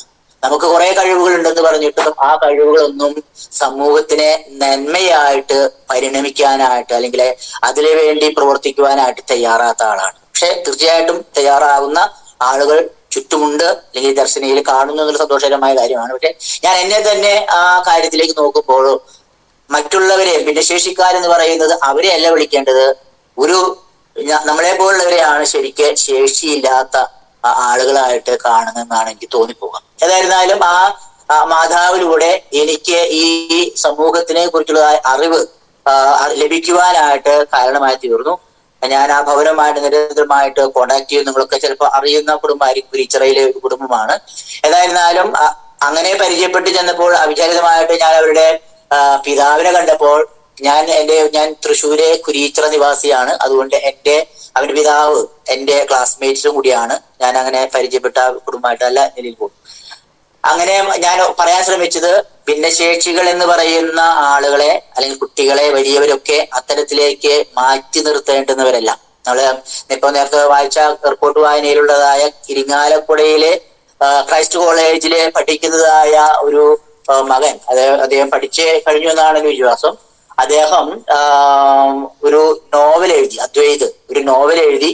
അത് ആമസോൺ പ്രസിദ്ധീകരിച്ചതായിട്ട് നിങ്ങൾക്ക് അറിയാനായിട്ട് സാധിക്കും. അങ്ങനെ അതുപോലുള്ളതായ മറ്റു ആളുകൾ, ശ്രീപദ് യൂട്യൂബറാണ് ഈ ശ്രീപദ് എന്ന് പറയുന്നത്. അതുപോലെ തന്നെ RMB മ്യൂസിക് കോളേജിൽ ഓട്ടിസം പഠിച്ചതായ അവൻ, അദ്ദേഹം ഇന്ന് അവിടുത്തെ ഒരു മ്യൂസിക് ടീച്ചറായിട്ട് വന്നിരിക്കുന്നു. അപ്പൊ ആ കഴിവുകള് നമ്മള് എടുക്കുമ്പോൾ നമുക്കൊന്നും ചെയ്യാൻ പറ്റാത്തതിന്റെ ഉപരിയായിട്ടുള്ള കഴിവുകൾ ഉള്ളവരായ, സാധാരണ പറയും ഇങ്ങനെയുള്ള ആളുകൾക്ക് ഒരു പ്രത്യേക കഴിവുണ്ട്, അത് കണ്ടെത്താനുള്ളതായ ശ്രമം ആളുകളിലൂടെ, അല്ലെങ്കിൽ ഇതിന്റെ പ്രവർത്തകരിലൂടെ കണ്ടെത്തി അവരെ പ്രോത്സാഹിപ്പിച്ച് ആ വലിയ അവരിലേക്ക് എടുക്കുന്നതായ ആ വലിയ കഴിവുകളെ, താലന്തുകളെ എടുത്ത് സമൂഹത്തിനെ പ്രയോജനമാക്കുന്ന വിധത്തിലാക്കി തീർക്കുന്നതായ ഈ വലിയ ദൗത്യം അത് ഏറ്റെടുത്തിരിക്കുന്നതായ ദർശനയ്ക്ക് 1000 നന്മകൾ, 1000 പ്രണാമങ്ങൾ അവസരത്തിലെ ഞാൻ അർപ്പിച്ചുകൊള്ളട്ടെ. അതുപോലെ തന്നെയാണ് പ്രായമായിട്ടുള്ള അമ്മമാരെ, അല്ലെങ്കിൽ വിധവകളായിട്ടുള്ള ആളുകളൊക്കെ കുറിച്ച് കേൾക്കുമ്പോഴും ഒരു സമൂഹത്തിന്റെ മുൻപില് ഏറെ മാറ്റി നിർത്തുന്നതായ ചില ആളുകളെയാണ് ഈ വിഭാഗത്തിൽ. പക്ഷെ അവരിലുള്ളതായ കഴിവുകളെ കണ്ടെത്തി അവർ, പ്രത്യേകിച്ച് ഇപ്പോ ഇന്നത്തെ പറഞ്ഞ പോലെ പാട്ടുപാടാനോ അല്ലെങ്കിൽ മറ്റു വിധത്തിലല്ല, അവരുടെ നന്മ എന്ന് പറയുന്നത് അവരുടെ ഹൃദയത്തിലാണ്. ആ നന്മയെ സമൂഹത്തിന്റെ മുന്നിലേക്ക് കൊണ്ടുവരുവാനായിട്ട് ദർശനയിലൂടെ സാധിക്കട്ടെ. ഒരു സംഭവം. റോമൻ സൈന്യാധിപനായിരുന്നതായ ഒരു ചക്രവർത്തി, റോമൻ സൈന്യാധിപനായിരുന്ന വ്യക്തിയെ ആ ചക്രവർത്തി ആ സൈന്യത്തിൽ നിന്ന് അദ്ദേഹത്തിന്റെ ദൂഷ്യഫലങ്ങൾ കൊണ്ട് പിരിച്ചുവിടാനായിട്ട് കാരണമായി തീർന്നു. അദ്ദേഹം വളരെ നിരാശനായി, കോപിതനായി അദ്ദേഹത്തിനെ ആ സൈന്യത്തിൽ നിന്ന് പുറത്തുപോയി, അദ്ദേഹത്തിനെ ആ രാജ്യത്തിൽ നിന്ന് പുറത്താക്കി. പക്ഷെ അദ്ദേഹം ശത്രു സൈന്യത്തോടു കൂടി ചേർന്ന് ഈ റോമൻ സൈന്യത്തെ ആക്രമിക്കാനായിട്ട് വന്നു. അങ്ങനെ വന്നതായ അവസരത്തില് ഇവരെ മുന്നിൽ നിൽക്കുന്നതായ ഇവരുടെ പഴയ സർവ സൈന്യാധിപനെ കണ്ട് ഞെട്ടി. വളരെ മിടുക്കനായ വ്യക്തിയാണ്. പക്ഷെ ഇന്ന് നമ്മളുടെ എതിർചേരിയിലാണ്, ശത്രുപക്ഷത്താണ് സൈന്യാധിപൻ നിൽക്കുക. അതുകൊണ്ട് നമുക്ക് ജയം ഉറപ്പല്ല എന്ന് അവർ മനസ്സിലാക്കി. അവർക്ക് ജയിക്കുവാനായിട്ട് കഴിയില്ല എന്ന് അവർക്ക് തോന്നിപ്പോയി. ഈ അവസരത്തിൽ അവർ ചിന്തിച്ചു, എന്താണ് ഇതിന്റെ ഒരു പോംവഴി? ഈ സൈന്യാധിപനെ ഒന്ന് അടക്കുവാനായിട്ട്, ദേഷ്യം കുറയ്ക്കുവാനായിട്ട് എന്താ വഴി എന്ന് ആലോചിച്ചു. അങ്ങനെ ആലോചിച്ച അവസരത്തില് അതിലൊരാൾ പറഞ്ഞു, അദ്ദേഹത്തിന്റെ അമ്മയെ ഒന്ന് തേടി പിടിക്കാം. അമ്മയെ നമുക്ക് തേടി പിടിച്ച് അമ്മയെ ഈ ഇദ്ദേഹത്തിന്റെ അടുക്കിലേക്ക് അയക്കാം. തീർച്ചയായിട്ടും അങ്ങനെ അമ്മയെ തേടി പിടിച്ച് ആ സർവ സൈന്യാധിപനായിരുന്ന ആ വ്യക്തിയുടെ അടുക്കിലേക്ക് അയച്ചു. അമ്മ പറഞ്ഞു, മകനെ അരുത്, നമ്മുടെ രാജ്യത്തെ ആക്രമിക്കരുത് എന്ന് വളരെ കണ്ണുനീരോടുകൂടി ആ മാതാവ് അദ്ദേഹത്തിനോട് പറഞ്ഞു. അദ്ദേഹത്തിന്റെ മനസ്സലിഞ്ഞു, അദ്ദേഹം ഒരു തിരിച്ചറിവുണ്ടായി എന്നാണ് പറയുക. അങ്ങനെ അദ്ദേഹം ആ യുദ്ധത്തിൽ നിന്ന് പിൻവാങ്ങി രാജ്യത്തെ രക്ഷിച്ചതായിട്ട് ഒരു സംഭവം നടന്നതായിട്ട് പറയുന്നുണ്ട്. ഞാനിവിടെ പറയാൻ ശ്രമിച്ചത്, അവിടെ മാതാവിലൂടെ സ്വന്തം മകനെ ഒന്ന് തിരിച്ചറിവ് കൊടുക്കുവാനായിട്ട് സാധിച്ചതായ അവസ്ഥ. ഇന്ന് അമ്മമാർക്ക് കഴിയേണ്ടുന്നതായ ഒന്നാണ് മക്കൾക്ക് ഒരു തിരിച്ചറിവ് ഉണ്ടാക്കുക എന്നുള്ളത്. ആ തിരിച്ചറിവ് നൽകുക. ചിലപ്പോൾ അവര് ചെയ്യുന്ന കാര്യങ്ങൾ എപ്പോഴും ഇങ്ങനെ ചോദിച്ചുകൊണ്ടിരിക്കും, എന്താ ഞങ്ങൾ ചെയ്തത്? നമ്മൾ ഒരു കാര്യം ചെയ്യരുതെന്ന് പറഞ്ഞാല് നമ്മളൊന്ന് കണ്ണുവെട്ടി എന്താ ചെയ്യാം? അത് ചെയ്യാനായിട്ട് ശ്രമിക്കും. എന്താണ് അത്? അവരുടെ തെറ്റല്ല. കാരണം അവരുടെ മനസ്സിലുള്ളതായ ഒന്നാണ് എന്താ ഇത് ചെയ്താൽ ഉണ്ടാകുക എന്നുള്ളത്. അതുകൊണ്ട് നമ്മുടെ കണ്ണ് തെറ്റിയാൽ അവരത് ചെയ്യും. അതാണ് ഒരു സ്വഭാവമായിട്ട് നമുക്ക് കാണാനായിട്ട്, കുട്ടികൾക്ക് കാണാൻ സാധിക്കും. പക്ഷേ മാതാപിതാക്കൾ അത് ആ തെറ്റിനെ, ആ കുറവുകളെ പറഞ്ഞുകൊടുത്ത് അതിൽ നിന്ന് ഒരു മാറ്റം ഉണ്ടാക്കാനായിട്ട് ശ്രമിക്കുവാനായിട്ട് കഴിവുള്ളത് അമ്മമാർക്ക് അതിന് സാധിക്കുള്ളൂ. പിതാക്കന്മാരെക്കാൾ അധികമായിട്ട് അമ്മമാർക്കാണ് അതിനെ ഏറെ സാധിക്കുന്നത്. അമ്മമാരുടെ വാക്കുകള്, അമ്മമാരുടെ ശബ്ദങ്ങള്, ആ അമ്മമാരുടെ നോട്ടങ്ങള് അവർക്ക് കുട്ടികൾക്ക് ഏറ്റവും അധികം മനസ്സിലാക്കുവാനായിട്ട് സാധിക്കും. അതുകൊണ്ട് അമ്മമാരുടെ ശക്തി എന്ന് പറയുന്നത് അതൊരു എന്താ പറയാ, ഭൂമിയോളം വലിപ്പമുള്ളതായിട്ട്, ആകാശത്തോളം ഉയരമുള്ളതായിട്ടൊക്കെ പറയും. അത്രയും ശക്തി കേന്ദ്രമാണ് അമ്മമാരെന്ന് പറയുക. അതുകൊണ്ട് അമ്മമാരിലുള്ളതായ ശക്തിയെ തിരിച്ചറിയാൻ, അതായത് എല്ലാവരും ഉള്ളതായ ശക്തി തിരിച്ചറിയുവാനായിട്ട് കഴിയാതെ, അല്ലെങ്കിൽ അതിനൊരു തിരിച്ചറിവ് ഉണ്ടാക്കി കൊടുക്കുവാനായിട്ട് ആർക്കെങ്കിലുമൊക്കെ സാധിക്കുമെങ്കിൽ, അവരുള്ളതായ കഴിവുകളെ, അവരുടെ നന്മകളെ ഒന്ന് മുന്നിലേക്ക് കൊണ്ടുവരുവാനായിട്ട് സാധിക്കുമെങ്കിൽ അത് ഒരു വിശിഷ്ടമേറിയതായ കാര്യമാണ്. അത് ഇത്തരത്തിലുള്ളതായ ഗ്രൂപ്പുകളിലൂടെ ഒക്കെ സാധിക്കുമെങ്കിൽ തീർച്ചയായിട്ടും അതൊരു വലിയ നന്മയായിട്ട്, സമൂഹത്തിലെ നന്മയായിട്ട് തീരും. അത് നമ്മള് ചിലപ്പോൾ പറയും, ഇതൊക്കെ എങ്ങനെ സാധിക്കാം? ഇത് പലപ്പോഴും പലരുടെയും പല കാര്യങ്ങളും ഉണ്ടാകുന്ന കാര്യങ്ങളാണ്. ഇതെങ്ങനെ സാധിക്കും? ഇതെങ്ങനെ ചെയ്യാൻ സാധിക്കും എന്നൊക്കെ പലപ്പോഴും സംശയം ഉളവാക്കുന്ന കാര്യമാണ്. പക്ഷേ എത്രയോ നന്മകളുള്ളതായ, ലോകത്തിന്റെ പല നന്മകൾ ചെയ്തതായ വ്യക്തികളെ എടുത്ത് പരിശോധിക്കുമ്പോൾ അവരുടെ പുറകിലൊക്കെ നിൽക്കുന്നതായ ശക്തി കേന്ദ്രമായിട്ട് മാതാപിതാക്കൾ ഉണ്ടായിരുന്നു എന്നുള്ളത് സത്യമായ കാര്യമാണ്. അവരുടെ അറിവ് മാത്രമല്ല, അവർക്ക് പിന്തുണ നൽകിയതായ അപ്പന്മാരൊക്കെ ഉണ്ടായിരുന്നു എന്നുള്ളത് വാസ്തവമായ കാര്യമാണ്. അതുകൊണ്ട് അമ്മമാരോട് എനിക്ക് പറയാനായിട്ട് ഉള്ളത്, നമ്മളിൽ ഉള്ളതായ കഴിവുകൾ അത് നമ്മുടെ മക്കളുടെ മേൽ, കുടുംബത്തിന്റെ മേൽ, സമൂഹത്തിനൊക്കെ ചെലുത്തുവാനായിട്ട് സ്വാധീനമുള്ളതായ കഴിവുള്ളതായ വ്യക്തികളാണ് നമുക്ക്. അതിനെ കുറെ കൂടി പൊടി തട്ടിയെടുത്ത് അതിനെ കുറെ മാറ്റുരച്ച് ഏറ്റവും ഭംഗിയുള്ളതാക്കാനായിട്ട് ശ്രമിക്കുമ്പോൾ നമ്മൾ ഉറങ്ങിക്കിടക്കുന്ന അല്ലെങ്കിൽ വിഷാദിച്ചിരിക്കുന്ന അവസ്ഥയിൽ നിന്ന് ഒരു നന്മയിലേക്ക് വളരുവാനായിട്ട് സാധിക്കും, അല്ലെങ്കിൽ കഴിയും എന്നുള്ളതാണ് ഏറ്റവും വലിയ കാര്യം. അതുകൊണ്ട് ഇതിന്റെ പ്രവർത്തകരായിരിക്കുന്ന ആളുകളോട് എനിക്ക് പറയാനുള്ളത്, ഓരോരുത്തരുള്ളതായ നന്മകളെ കണ്ടെത്തി സമൂഹത്തിനെ പ്രയോജനകരമാക്കുന്ന വിധത്തില് ഞങ്ങൾക്കൊരു കഴിവുമില്ല എന്ന് വിചാരിക്കുകയല്ല. ഇപ്പൊ നേരത്തെ വായിച്ചതായ ആ റിപ്പോർട്ടിൽ പറയുന്ന പോലെ കണ്ണു കാണാൻ പ്രയാസമുള്ളതായ ആളുകളുണ്ട്, അല്ലെങ്കിൽ നടക്കുവാൻ ഓടുവാൻ പ്രയാസമുള്ള ആളുകളുണ്ട്, ഒക്കെ ഉണ്ടെങ്കിലും അതിൽ തന്നെ അവർക്ക് ഇന്ന് അങ്ങനെ ഓടുവാനും ചാടുവാനും ഒക്കെ പ്രയാസമുള്ള ആൾക്ക് തന്നെ ഒളിമ്പിക്സ് നടക്കുന്ന കാലഘട്ടമാണ്. അതിലേക്കൊരു കൊണ്ടുപോകാനായിട്ട് കഴിയുമെങ്കിൽ, അതിലേക്ക് ഒരാളെ സ്പോൺസർ ചെയ്യാനായിട്ട് ആർക്കെങ്കിലും സാധിക്കുമെങ്കിൽ അതൊക്കെ ഒരു വലിയ നന്മയുള്ളതായ കാര്യമാണ്. ചെറിയ കാര്യമായിട്ട് നമ്മൾ എടുക്കേണ്ടതായ കാര്യമില്ല, വലിയ നന്മയുള്ളതായ കാര്യമാണ്. അങ്ങനെ നന്മ ഉള്ളതായ ഹൃദയങ്ങളെ ഉണ്ടാക്കുകയും നന്മയുള്ള ഹൃദയങ്ങളെ വളർത്തുവാനായിട്ട് സമൂഹത്തിന് ആവശ്യം നന്മയാണ് എന്ന് ഓർക്കുക. ആ നന്മയുള്ളതായ മക്കളെ വാർത്തെടുക്കുവാനായിട്ട് സാധിക്കുമെങ്കിൽ അത് ഏറ്റവും നല്ലതാണ്. കാരണം ഒരു അമ്മ എന്ന് പറയുന്നത് 100 പുരോഹിതന് തുല്യമാണെന്നാണ് ഒരു ചൊല്ല് പറയുന്നത്. ഒരു അമ്മ എന്ന് പറയുന്നത് 100 പുരോഹിതന്മാർക്ക് തുല്യമാണ് എന്ന് പറയുന്ന ഒരു ചൊല്ലുണ്ട്.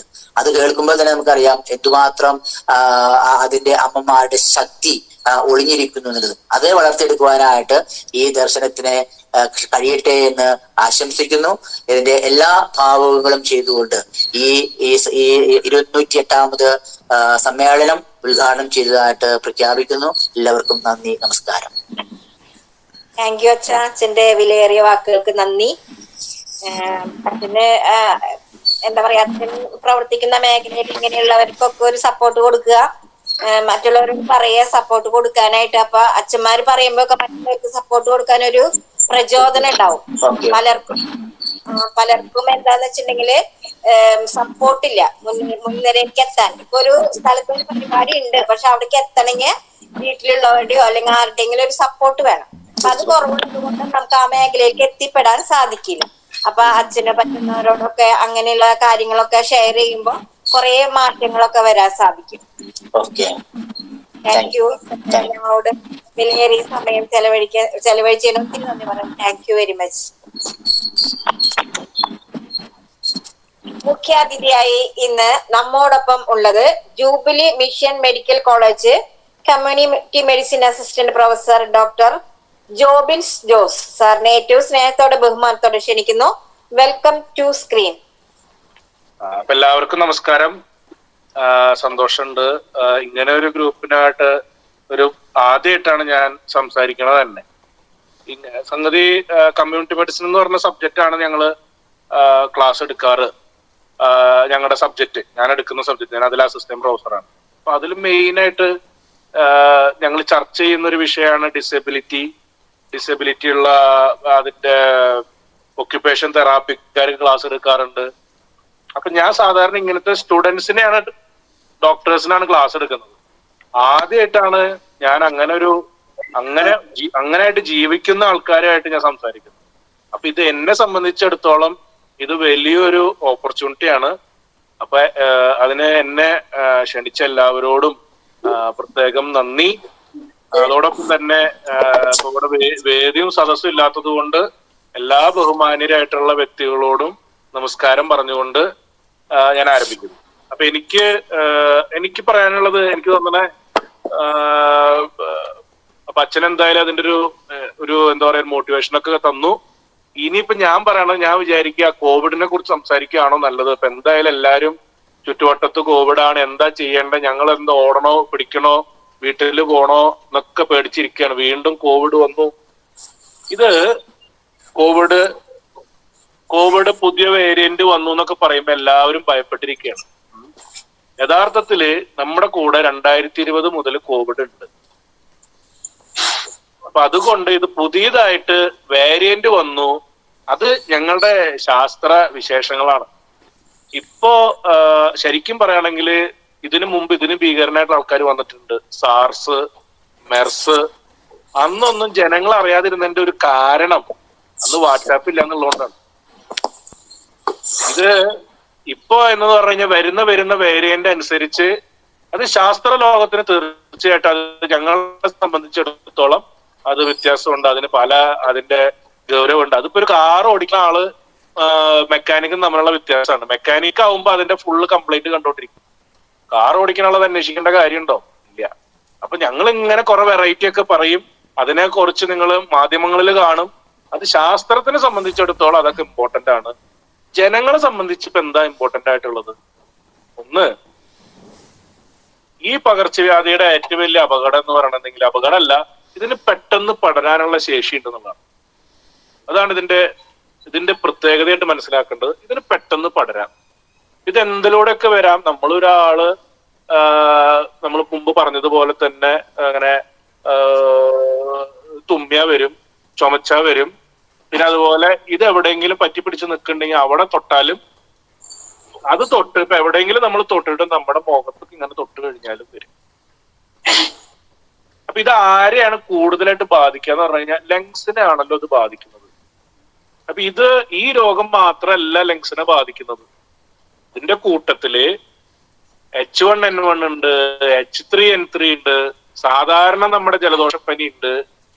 ഇതില് കോവിഡും കൂടി വന്നു ചേർന്ന് കഴിഞ്ഞാൽ ചിലപ്പോ സംഗതി സീരിയസ് ആവാൻ സാധ്യതയുള്ളത് കൊണ്ടാണ് ഇപ്പൊ ടെസ്റ്റ് ചെയ്യണം എന്ന് ഗവൺമെന്റ് പറയുന്നത്. അതായത് വീട്ടിലേക്ക് പറഞ്ഞു വിടുകയാണ്. സാധാരണ ഇപ്പൊ ജലദോഷപ്പനി ഉണ്ട്, നിങ്ങൾക്ക് എന്താ ചെയ്യാ? നമ്മളൊരു സ്ഥലത്ത് പോകുന്നു, കാണുന്നു, ഡോക്ടർ 3 മരുന്ന് എഴുതുന്നു, നിങ്ങൾ വീട്ടിൽ പോകുന്നു. വീട്ടിൽ പോയിട്ട് 2 ദിവസം കഴിയുമ്പോൾ നിങ്ങൾക്ക് വല്ലാത്ത ശ്വാസം മുട്ടുണ്ട്. അപ്പോൾ നിങ്ങൾ എന്താ വിചാരിക്കുക? നമ്മളിപ്പോ ഒരു മരുന്ന് കഴിക്കണ്ടല്ലോ, അത് കഴിയട്ടെ, എന്നിട്ട് നമ്മുടെ സൗകര്യം പോലെ പോവാം, അങ്ങനെ വിചാരിക്കായിരിക്കോ എന്നാണ് ഇപ്പൊ തന്നിട്ടുള്ള നിർദ്ദേശത്തിന്റെ ഉദ്ദേശം. ഇതാണ് നമ്മൾ മനസ്സിലാക്കേണ്ട ഏറ്റവും വലിയ കാര്യം. നമുക്ക് സംഗതി കെടുവാണ് എന്ന് തോന്നിക്കഴിഞ്ഞു കഴിഞ്ഞാൽ ഉടനെ 2 ദിവസം മുമ്പ് കഴിച്ചു തുടങ്ങി, പക്ഷെ എനിക്ക് ശ്വാസം മുട്ടുണ്ട്, അങ്ങോട്ട് മാറണില്ല, നെഞ്ചുവേദന എന്ന് പറഞ്ഞ ഒരു പ്രാവശ്യം കൂടി ഡോക്ടറെ അടുത്ത് പോകാൻ മടിക്കായിരിക്കും. അതാണ് ഒന്നാമത്തെ കാര്യം. പ്രത്യേകിച്ച് ആരുടെ കാര്യത്തില്? ഗർഭിണികള്, വയസ്സായ ആൾക്കാര്, ചെറിയ കുട്ടികളുടെ കാര്യത്തിലൊന്നും. അതായത് വയസ്സായെന്ന് പറഞ്ഞാൽ ഞാൻ ഉദ്ദേശിക്കുന്നത് എല്ലാവർക്കും 45 വയസ്സുള്ള വയസ്സ് തന്നെയാണ്. ഉദ്ദേശിക്കുന്ന ഒരു 60 വയസ്സിന് മേലുള്ള ആൾക്കാര്. പിന്നെ ശ്രദ്ധിക്കേണ്ട, ഷുഗർ ഉണ്ടെങ്കിൽ ശ്രദ്ധിക്കണം. ഷുഗർ ഉള്ള ആൾക്കാരാണ്, മരുന്ന് കഴിക്കുന്നവരാണെങ്കിലും അവരും പോണം. ഈ പറഞ്ഞ പോലെ ഡോക്ടറെ അടുത്ത് പോണം. എങ്ങനെ? നമുക്ക് പനി വന്നു, ജലദോഷം വന്നു, കാത്തിരിക്കരുത്, ഡോക്ടറെ അടുത്ത് പോവുക. കാരണം നമുക്ക് സ്റ്റെത്ത് വെച്ച് നോക്കി കഴിഞ്ഞാൽ, ടെസ്റ്റ് ചെയ്ത് നോക്കിയ ഒരു കാര്യം, സ്റ്റെത്ത് വെച്ച് നോക്കി കഴിഞ്ഞാൽ ലങ്സിൽ നടക്കുന്ന ഒരുവിധം കാര്യങ്ങൾ നമുക്ക് മനസ്സിലാക്കാൻ പറ്റും, വല്ലാണ്ട് വഷളായോ എന്നുള്ളത്. നിങ്ങൾക്ക് ചിലപ്പോൾ മൂക്കൊലിപ്പ് മാത്രമേ പിടികിട്ടുണ്ടാവുള്ളൂ, പക്ഷെ ഞങ്ങൾക്ക് മനസ്സിലാക്കുന്ന കാര്യങ്ങളുണ്ട്. ലങ്സിൽ ചിലപ്പോ ഒരു ശബ്ദമൊക്കെ വരും, അതതിന്റെ അർത്ഥം അത് വല്ലാണ്ട് അടഞ്ഞിട്ടതാണ്, ന്യൂമോണിയ ഉണ്ടോ, പ്രശ്നമുണ്ടോ. അപ്പൊ അത് ആണ് ശ്രദ്ധിക്കേണ്ട ഏറ്റവും വലിയ കാര്യം. രണ്ടാമത്തെ കാര്യം, നിങ്ങൾ ഈ യാത്ര ചെയ്യുമ്പോ ഇപ്പൊ മാസ്ക് ഇട്ട് യാത്ര ചെയ്യാൻ വേണം. ഇപ്പൊ ഹോസ്പിറ്റലൊക്കെ കഴിവതും പോക്ക് കുറയ്ക്കുക എന്ന് പറഞ്ഞു കഴിഞ്ഞാൽ പിന്നെ ആൾക്കാർ കൂടുന്ന സ്ഥലങ്ങളിൽ പോകുമ്പോ പോവണമെന്ന് നിർബന്ധം ഉണ്ടെങ്കിൽ നമ്മൾ എന്ത് ചെയ്യണം? മാസ്ക് ഉപയോഗിക്കുക. ഈ മാസ്ക് ഉപയോഗിക്കുന്നതിന്റെ പദ്ധതി എന്താന്ന് വെച്ച് കഴിഞ്ഞാല് കോവിഡിനെ ബ്ലോക്ക് ചെയ്യാനൊന്നും പറ്റില്ല. പക്ഷേ നമുക്ക് എന്ത് ചെയ്യാൻ പറ്റും? നമ്മുടെ കൈയും നമ്മുടെ മുഖത്ത് തൊടുന്നത് ഒന്ന് കുറയും. അതാണ് മെയിൻ കാര്യം. അതായത് ഇപ്പൊ നമ്മളൊരു പരിപാടി തുടങ്ങി കഴിഞ്ഞു കഴിഞ്ഞാല് നമ്മൾ ഈ മുഖത്ത് അവിടെ പോയി ബസ്സിൽ പിടിച്ച് ഇറങ്ങുന്ന സമയത്ത് മുഖത്ത്, അല്ലെങ്കിൽ നമ്മൾ ഹോസ്പിറ്റലിൽ പോയി അവിടെ ഇരിക്കുന്ന സാധനങ്ങളൊക്കെ ഫില്ല് ചെയ്ത് കൊടുത്തു, അത് കഴിഞ്ഞിട്ട് അതെടുത്തൊന്ന് മുഖത്ത് വെച്ചു, ഇതൊക്കെ ഇൻഫെക്ഷന് കാരണമാവും. അതുകൊണ്ടാണ് നമ്മൾ പറയണത് മാസ്ക് ഇട്ട് കഴിഞ്ഞു കഴിഞ്ഞാൽ ആ തൊടനേനൊക്കെ ഒരു പരിധിയിൽ നിർത്താൻ പറ്റും. അപ്പോ ഇത്രയും കാര്യങ്ങൾ. അപ്പൊ എന്താണ് നമുക്ക് വേണ്ടത്? ജാഗ്രതയാണ് വേണ്ടത്. ഇതിനെക്കുറിച്ച് കോവിഡിനെ പേടിച്ചു കൊണ്ട് കഴിഞ്ഞാൽ നിങ്ങൾ ഇനി അടുത്തൊരു 100 കൊല്ലത്തേക്ക് കോവിഡ് ഇവിടെ തന്നെ കാണും, പല വെറൈറ്റിയിൽ കാണും. അതിനെ പേടിച്ചോണ്ട് നമുക്ക് ജീവിക്കാൻ പറ്റില്ല. മഴ വരുമ്പോ വെള്ളപ്പൊക്കം കേരളത്തിൽ ഇനി ഉണ്ടാവും, അത് അങ്ങനെ തന്നെയാണ്, വെള്ളക്കെട്ട് ഉണ്ടാവും. പക്ഷെ അത് വിചാരിച്ചിട്ട് നമ്മൾ വീട്ടിന് പുറത്തിറങ്ങാതിരിക്കുന്നില്ലല്ലോ. മഴ മാറുമ്പോ പുറത്തിറങ്ങണം, ചെറിയ മഴയാണെങ്കിൽ കൊടയെടുക്കണം. അപ്പൊ ഇനി ഹോസ്പിറ്റലിൽ പോകുമ്പോഴും വീടിന് പുറത്തിറങ്ങുമ്പോഴും ഷുഗറും അതൊക്കെ ഉള്ള ആൾക്കാരാണെങ്കിൽ മാസ്ക് വെക്കുക. ഇനി ഇടയ്ക്കിടയ്ക്ക് കൈ കഴുകുക. അവിടെ എവിടെയും നമ്മൾ പോയിട്ട് തൊടു പിടിക്കുക. വീടിന് ഉള്ളിൽ കയറുമ്പോ ഒന്ന് കുളിക്കാനൊക്കെ നോക്കുക, പുറത്തുനിന്ന് പോയി തിരിച്ച് കയറുമ്പോ. പ്രത്യേകിച്ച് ഇങ്ങനെയുള്ള ഉത്സവങ്ങള്, പാർട്ടികളൊക്കെ പോയി വരുമ്പോ, ട്രെയിൻ യാത്ര, ബസ് യാത്ര കഴിഞ്ഞ് വരുമ്പോ കുളിച്ചിട്ട് കയറുക. പ്രത്യേകിച്ച് കൈയും കഴുകുക. കൈ കഴുകിയതിനു ശേഷം മുഖക്കൊന്ന് വൃത്തിയായിട്ട് കഴുകുക. എങ്ങാനും വല്ല പനിയും ജലദോഷമൊക്കെ നിങ്ങൾക്ക് വരുന്നുണ്ടെങ്കിൽ വെയിറ്റ് ചെയ്യാണ്ട് ഡോക്ടറെ കാണിച്ച് മരുന്ന് ആരംഭിക്കുക. എന്നിട്ട് 2 ദിവസം കഴിഞ്ഞിട്ടും കുറയണില്ലെങ്കിൽ വീണ്ടും പോവുക, മടി കാണിക്കരുത്. ഞായറാഴ്ചയാണ്, ശനിയാഴ്ചയാണ്, കഴിയട്ടെ, പെരുന്നാൾ കഴിയട്ടെ എന്ന് വിചാരിക്കരുത്. പോവുക, കാണിക്കുക, ജാഗ്രതരായിരിക്കുക, പേടി വേണ്ട. ഇത്രയും പറയാനാണ് ഞാൻ ആഗ്രഹിക്കുന്നത്. അപ്പൊ ഇത്രയും പറഞ്ഞുകൊണ്ട് ഞാൻ നിർത്തട്ടെ. സാറിന്റെ വിലപ്പെട്ട സമയം ഞങ്ങൾക്ക് വേണ്ടി ഇങ്ങനെ നല്ല കാര്യങ്ങൾ പറഞ്ഞു തരാൻ വേണ്ടി ചെലവഴിച്ചതിന് ഒത്തിരി നന്ദി പറയുന്നു. ഇപ്പൊ എല്ലാരും പേടിക്കുന്ന ഒരു കാര്യമാണ്, എപ്പോഴും എല്ലാരും പുറത്തേക്ക് ഇറങ്ങുമ്പോ കോവിഡാണ് നിങ്ങൾ പറഞ്ഞ പുറത്തേക്ക് ഇറങ്ങാനും സമ്മതിക്കുന്നില്ല. അത് വേറെ കാര്യം. പലർക്കും നല്ല ഒരു അറിവാണ് സർ തന്നത്. ഒത്തിരി നന്ദി പറഞ്ഞു. Thank you very much. വിശിഷ്ടാതിഥിയായി എത്തിച്ചേർന്ന അധ്യാപികയും പരിശീലകയുമായ ശ്രീമതി പിൻസി പോൾ മാഡത്തെ ഏറ്റവും സ്നേഹത്തോടെ ആദരവോടെ ക്ഷണിക്കുന്നു. Welcome to screen. ദർശന ക്ലബിലെ ഇന്നിവിടെ എത്തിച്ചേർന്നിരിക്കുന്ന എല്ലാവർക്കും നമസ്കാരം. ഞാൻ ആദ്യമായിട്ടാണ് ഈ ഒരു പ്രോഗ്രാം ചെയ്യുന്നത്. അപ്പൊ ഞാൻ ഇനി ഫുൾ ഒബ്സർവ് ചെയ്യാണ് എന്താണ് നടക്കുന്നത്, എന്താണ് നിങ്ങളുടെ പ്രോഗ്രാം എന്ന്. റിപ്പോർട്ട് വായന കേട്ടു. അത് കഴിഞ്ഞിട്ട് അതിന് ഓരോ ആക്ടിവിറ്റീസും ജോസേട്ടൻ പറഞ്ഞതൊക്കെ കേട്ടു. വളരെ നല്ല പ്രവർത്തനങ്ങളാണ്. ഞാൻ ഇവിടെ പങ്കിന്റെ ബാച്ച് 2 ഇനാഗുറേഷന് പോയിണ്ടായിരുന്നു. അവിടെ ഒരു വിശിഷ്ട വ്യക്തിയായിട്ട് എന്നെ വിളിച്ചിട്ടുണ്ടായിരുന്നു, അവിടെ പാരന്റ്സിന് ഒരു ക്ലാസ് കൊടുക്കാനായിട്ട്. അപ്പൊ ഞാൻ അവിടെ പോയിട്ടുണ്ടായിരുന്നു. അപ്പൊ എനിക്ക് ഇതിനെ കുറിച്ച് ഡീറ്റെയിൽസ് ആയിട്ടൊന്നും അറിയില്ല. പക്ഷെ ഒരു കാര്യം ഉറപ്പായിട്ട് എനിക്ക് പറയാം. കാരണം ഇന്നത്തെ ഭിന്നശേഷിയായ മക്കൾ ഏറ്റവും കൂടുതൽ പാരന്റ്സും അനുഭവിക്കുന്നതാണ് ആഫ്റ്റർ 20 years. 20 വയസ്സ് കഴിഞ്ഞാൽ ഇവരെന്ത് ചെയ്യും? അതിനൊരു ഉത്തരമായിട്ടാണ് ദർശന ക്ലബ്ബ് ഇപ്പൊ ചെയ്യുന്ന പങ്ക് എന്ന പ്രൊജക്ട്. അത് എത്ര പ്രശംസനീയമാണെന്ന് പറഞ്ഞറിയിക്കാൻ വയ്യ. കാരണം ഞാന് ഇന്നത്തെ ഉദ്ഘാടനം ചെയ്യാൻ വന്ന നമ്മുടെ ഫാദർ ഷാജി അച്ഛൻ ഞങ്ങളുടെ സഭയിൽ അച്ഛനാണ്. ഞാൻ ഇന്നലെ രാത്രിയാണ് എനിക്കിത് മെസ്സേജ് ഇട്ടപ്പോ ഞാൻ അറിഞ്ഞത് അച്ഛനാണ് എന്നുള്ളതൊക്കെ. അതിന് അച്ഛനെ കണ്ടതിലും ഒത്തിരി സന്തോഷം. അച്ഛൻ ഹായ്, സുഖമായിട്ടിരിക്കണോന്ന് വിചാരിക്കണു. ചെന്നൈയിലല്ലേ ഇപ്പൊ അച്ഛൻ? ഓക്കെ. അപ്പോ ഈ ദർശന ക്ലബ്ബ് നിങ്ങൾ ചെയ്യുന്ന പങ്ക് എന്ന പ്രൊജക്ട് വളരെ നല്ലൊരു പ്രൊജക്റ്റ് ആണ്. എനിക്ക് ബാച്ച് 1 സ്റ്റാർട്ട് ചെയ്യാനായിട്ട് മുമ്പ് ഈ ദർശന ഈ പങ്കിന്റെ ബ്രോഷർ തരികയും എനിക്കറിയാവുന്ന എല്ലാ ഡിസബിലിറ്റി ഏബിൾഡ് ആയിട്ടുള്ള ഗ്രൂപ്പുകളിൽ ഞാൻ ഇട്ടിട്ടുണ്ടായിരുന്നു. പക്ഷെ എനിക്ക് അന്നൊന്നും വലിയ ഒരു റെസ്പോണ്ട് കിട്ടിയിട്ടുണ്ടായിരുന്നില്ല. പക്ഷെ ഞാൻ ഈ ഇനാഗുറേഷന് വന്ന് അവിടെ പങ്കെടുത്ത് എന്തൊക്കെയാണ് ആ ഒരു നടത്തുന്ന കാര്യങ്ങൾ എല്ലാം ഫ്രീ ആയിട്ട് ചെയ്യുന്നു. എല്ലാ മക്കൾക്കും പ്ലേസ്മെന്റ് 80% പ്ലേസ്മെന്റ് കിട്ടിയെന്ന് അറിഞ്ഞു. ഇതെല്ലാം ചേർത്ത് വെച്ച് എനിക്ക് അറിയുന്ന എല്ലാ വിവരങ്ങളായിട്ട് ഞാൻ ഈ ഗ്രൂപ്പുകളിലെ രണ്ടാമതും ഞാനൊരു മെസ്സേജ് ഇട്ടു, ഇങ്ങനെ പ്ലേസ്മെന്റ് വരെ കൊടുത്തു എന്ന് പറഞ്ഞിട്ട്.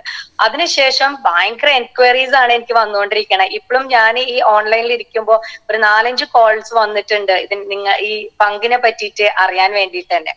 അപ്പൊ അത്രയും കോൾസ്, അത് എനിക്ക് അത്ഭുതപ്പെടുത്തിയ എന്താണെങ്കിൽ ഓൾ ഓവർ കേരള എല്ലാ സ്റ്റേറ്റിൽ എല്ലാ ഡിസ്ട്രിക്റ്റിൽ നിന്നും എനിക്ക് വന്നിട്ടുണ്ട്. മാത്രമല്ല തമിഴ്നാടിൽ നിന്ന് വരെയാണ് എനിക്കിപ്പോ കോൾസ് വരുന്നത്. ട്രിച്ചി, കോയമ്പത്തൂര്. ഞാൻ തന്നെ ഇവിടെ അത്ഭുതപ്പെട്ടു പോയിരിക്കും. അത്രയും ആവശ്യമുണ്ട് പാരന്റ്സിന്. അത്രയും നമ്മുടെ മക്കൾക്ക്, ഭിന്നശേഷിയായ മക്കൾക്ക് ഒരു തൊഴിൽ, അതിലുമുപരി അവർക്ക് ഒരു ഇൻകം കിട്ടിയിട്ട് അവരെ തിരിച്ചു വീട്ടിലേക്ക് ഒരു ഇൻകം കൊണ്ടുവന്ന് കൊടുക്കുമ്പോൾ വീട്ടുകാർക്കും ഒരു സന്തോഷം.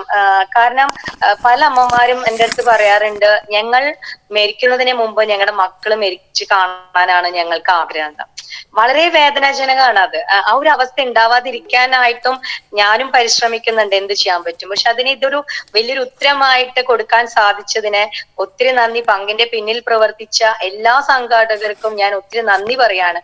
കുറെ എൻക്വയറീസ് വരുന്നുണ്ട്. കുറെ പേര് എൻ്റെ അടുത്ത് പറഞ്ഞിട്ടുണ്ട് ഞങ്ങൾ ഇവിടെ രജിസ്റ്റർ ചെയ്തു ബാച്ച് 3ലേക്ക്. ഇന്നലെ കൊടുങ്ങല്ലൂർ PRCയില് ഭിന്നശേഷിയായ മക്കളുടെ +2 10th പാസ് ഔട്ട് ആയവർക്ക് ഒരു ക്ലാസ് എടുക്കാൻ ഞാൻ പോയിട്ടുണ്ടായിരുന്നു കൊടുങ്ങല്ലൂര്.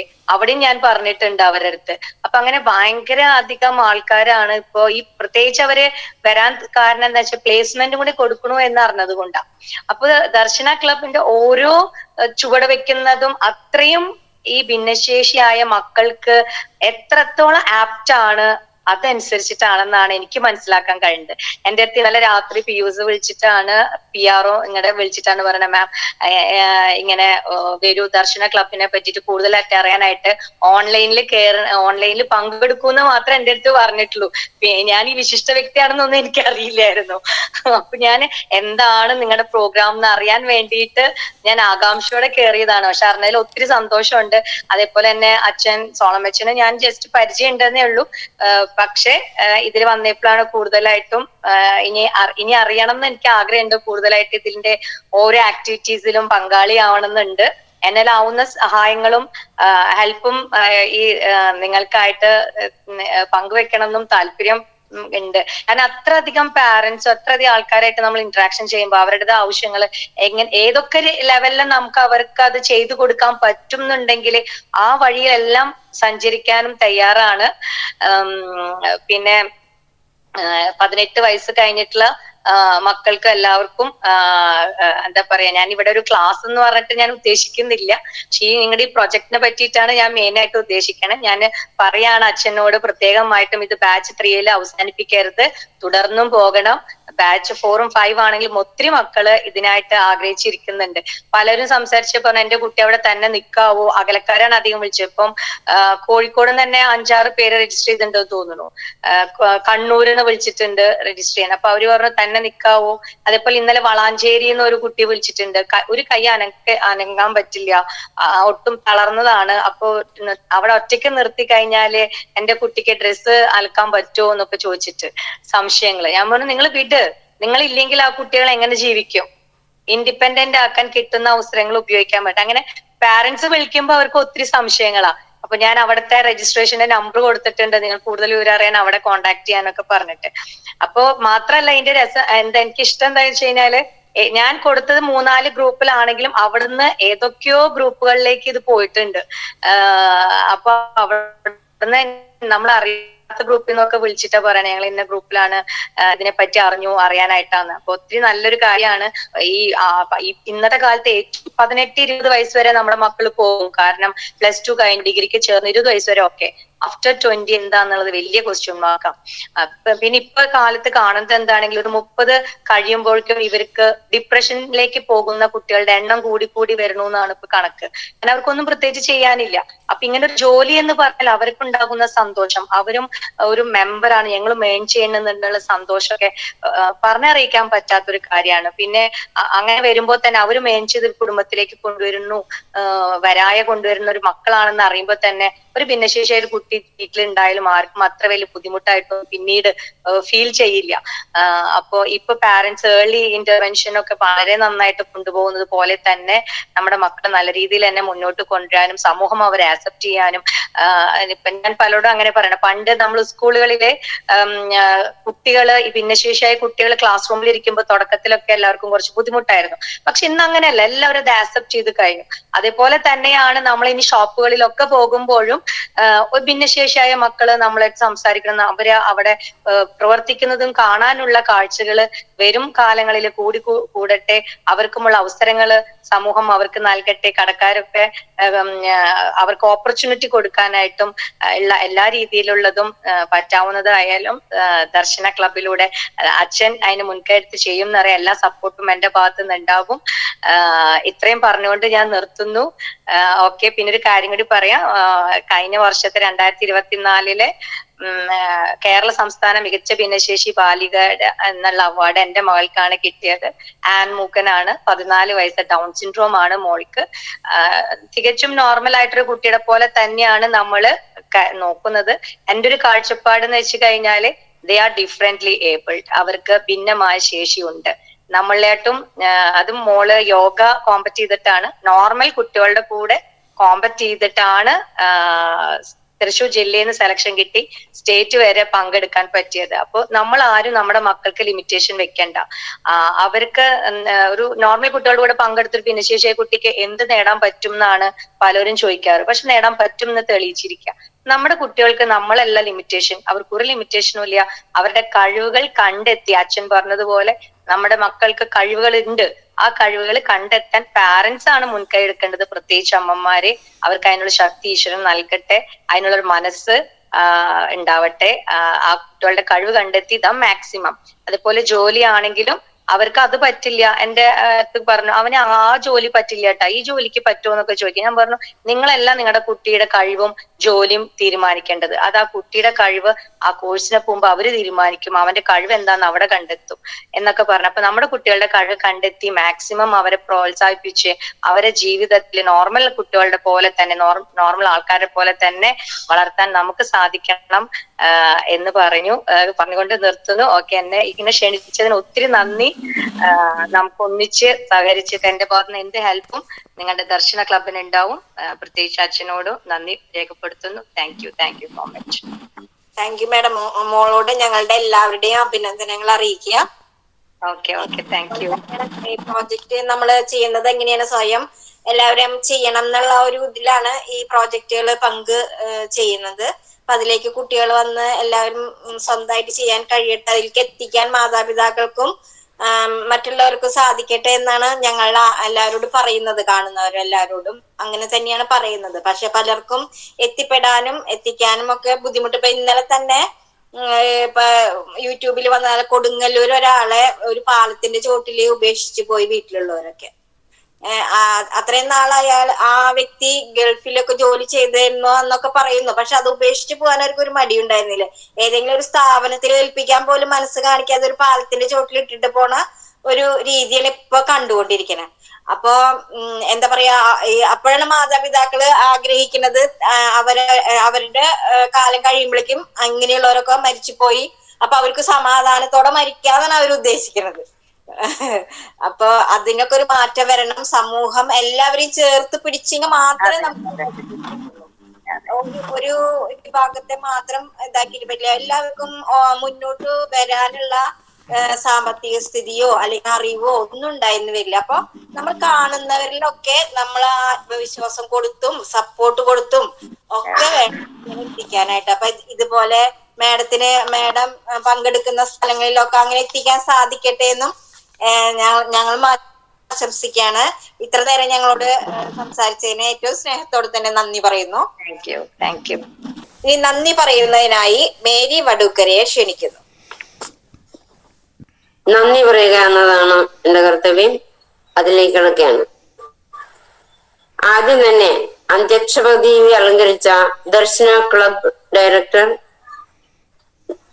ഡയറക്ടറും ദർശന സർവീസ് സൊസൈറ്റി പ്രസിഡന്റുമായ റവറൻ ഫാദർ സോളമൻ കടമ്പാട്ടുപറമ്പിൽ സിമയച്ചന് ഏറ്റവും സ്നേഹത്തോടെ നന്ദി പറയുന്നു. ഉദ്ഘാടന കർമ്മം നിർവഹിച്ച പൗരസ്ത്യ കൽതായ സുറിയാനി സഭ ചെന്നൈ റവറൻ ഫാദർ ഷാജി റാഫേൽ അച്ഛന് ഏറ്റവും സ്നേഹത്തോടെ നന്ദി പറയുന്നു. മുഖ്യ അതിഥിയായി എത്തിയ Jubilee Mission Medical College assistant professor doctor Jobin Jose സാറിന് ഏറ്റവും സ്നേഹത്തോടെ നന്ദി പറയുന്നു. വിശിഷ്ട അതിഥിയായി എത്തിയ അധ്യാപകയും പരിശീലകയുമായ ശ്രീമതി പ്രിൻസി പോൾ മാഡത്തിന് ഏറ്റവും സ്നേഹത്തോടെ നന്ദി പറയുന്നു. അവതരണം നടത്തിയ കുമാരി ലീന എം നാട്ടിക, പ്രാർത്ഥന ആലപിച്ച ശ്രീ ശശി പുതുരുത്തി, സ്വാഗതം പറഞ്ഞ കുമാരി സിമൽ സെബാസ്റ്റ്യൻ, റിപ്പോർട്ട് അവതരിപ്പിച്ച ശ്രീ ജോസ് കൊരട്ടി എന്നിവർക്കും ഏറ്റവും സ്നേഹത്തോടെ നന്ദി പറയുന്നു. ദർശന ക്ലബ് പിയറോ പിയൂസ് കോട്ടപ്പുറം, കൺവീനർമാർ, ദർശനയിലെ എല്ലാ പ്രവർത്തകർക്കും ഏറ്റവും സ്നേഹത്തോടെ നന്ദി പറയുന്നു. 208 സ്നേഹസംഗമത്തിൽ ഏറ്റവും സ്നേഹം ചേർന്ന ദർശന ക്ലബിലെ എല്ലാ അംഗങ്ങളോടും ദർശന ക്ലബിന്റെ വിവിധ ഭാരവാഹികളോടും ഏറ്റവും സ്നേഹത്തോടെ നന്ദി പറഞ്ഞുകൊണ്ട് എല്ലാവർക്കും നന്ദി, നമസ്കാരം. മേരി വടൂക്കര. മേരി ചേച്ചി അതിമനോഹരമായി നന്ദി പറഞ്ഞു.